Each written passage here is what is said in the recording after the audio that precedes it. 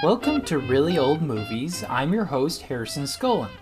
Today I'll be reviewing the classic Universal monster film, The Mummy 1932, starring the late and great Boris Karloff.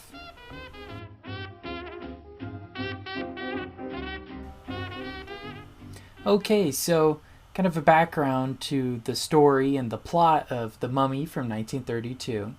So in excavation, they find a mummified Egyptian high priest whose name is Imhotep. And one of the archaeologists, he reads one of the scrolls that's found with the mummy, and it brings Imhotep back to life. This causes the man to laugh hysterically as we see Imhotep escaping with a couple of the other scrolls. 10 years later, Imhotep has disguised himself as a historian, and he shows the son of the chief archaeologist, his name is Frank, where a princess is buried, and unknown to Frank and others, Imhotep was actually there 4,000 years ago to help bury her. That's why he's able to find them. That's why he's able to find her. And the princess and the treasure inside of her tomb are sent off to a museum in Cairo. Helen Grosvenor, who's the love interest of Frank in this film, she's hypnotized and taken captive by Imhotep, as she bears a striking resemblance to the princess. And Imhotep, he loved and wants to resurrect the princess, and in order to do so, he needs to sacrifice Helen. Now, Helen, who's part Egyptian, she recognizes her ancestry. She prays to the goddess Isis, who destroys the scroll that brought Imhotep back to life. Then Frank saves Helen from being taken to the underworld, and that's where the film ends.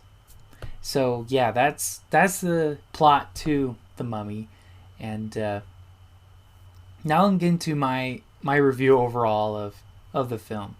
So plot-wise, I gave a 3.5 out of 5. The reason? I thought it was a great setting for a story and a very interesting concept. But because of how short the film is, I feel like it's not fleshed out enough. It doesn't feel like they really had enough time to really map out what the storyline really was. And honestly, most of the scenes are very exposition heavy to kind of make up for that difference. Because there's only like 3 or 4 sceneries in the whole film. So that's why I gave it a 3.5. It's not terrible, but it's definitely not the best plot that I've seen with Universal monster films. Now, acting, I gave it 2 out of 5. Sadly, yes, even I didn't think Boris Karloff saved this one. Honestly, none of the actors or actresses give a very memorable performance. And to me, like I said with the plot, it feels like there wasn't a whole lot of thought and effort put into the movie. It kind of feels like they just decided to make it at the last minute. It really feels like that. It doesn't feel really thought out. And that leads to directing. I gave a 1 out of 5. I was not too impressed. The scenes were pretty boring and dialogue heavy, sadly. And it's nothing to do with when the film's released. I like a lot of movies released from this era, but this one just felt really dialogue heavy and full of exposition. It really feels more like a stage production because, like I said, there's only 3 or 4 different scenery changes. And honestly, the actors were over the top and really seemed inexperienced. They didn't seem like they knew what they were really doing. So yeah, that's why I gave the directing 1 out of 5, because a good director would have been able to help a lot of these issues. Alright, now cinematography and special effects wise, I gave a 4 out of 5.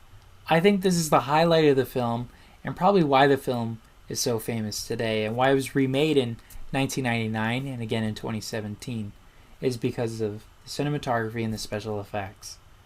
Now, Imhotep's makeup is amazing at the very beginning. You know, seeing Boris Karloff in that sarcophagus and whatnot was really impressive. The amount of effort that they put into that makeup. And the only reason why I gave it a 4 out of 5 is because they use it for that one scene only. I was really disappointed with that.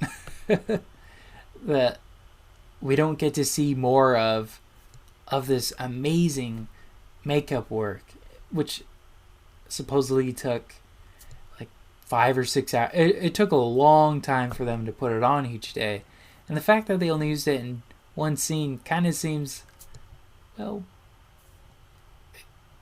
kind of useless. What was the point of that if they're really not going to use it? So I gave that a 4 out of 5. All right, next is music. I gave it 3 out of 5. The reason being, I love the use of Tchaikovsky's Swan Lake at the very beginning. I think it sets a really good mood for the movie, especially when we see the pyramid and whatnot turning around and it shows the mummy. It's really perfect for that. But the rest is kind of standard accompaniment music, not music that you could really distinguish from any other film, especially of this era. And yeah, I wasn't blown away. Just with the Tchaikovsky music, I'm a huge fan of that kind of music. So yeah, that's those are my thoughts on the music. Nothing too special.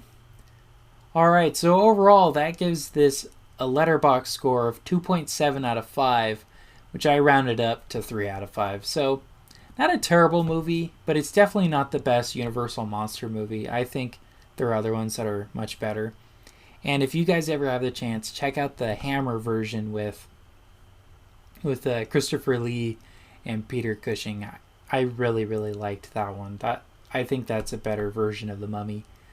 I personally, I don't hate the Brendan Fraser ones. I just think they're really campy. I don't think they're the greatest thing ever. But to each their own. People will like whatever they want. And yeah, those are my thoughts and feelings on the Mummy overall. Well, thank you guys so much for checking out this week's episode of Really Old Movies. And make sure to follow us on Instagram, Facebook, Twitter, wherever you can. And if you follow the Instagram and Facebook, you'll be up to date with when episodes come out and some behind-the-scene details on that week's particular film. So thank you guys so much. Again, make sure to follow us on those social media handles, as well as Spotify and Apple Podcasts to hear the actual podcast itself. And yeah, thank you guys so much again. And this has been Really All Movies with Harrison Scullin. Take care.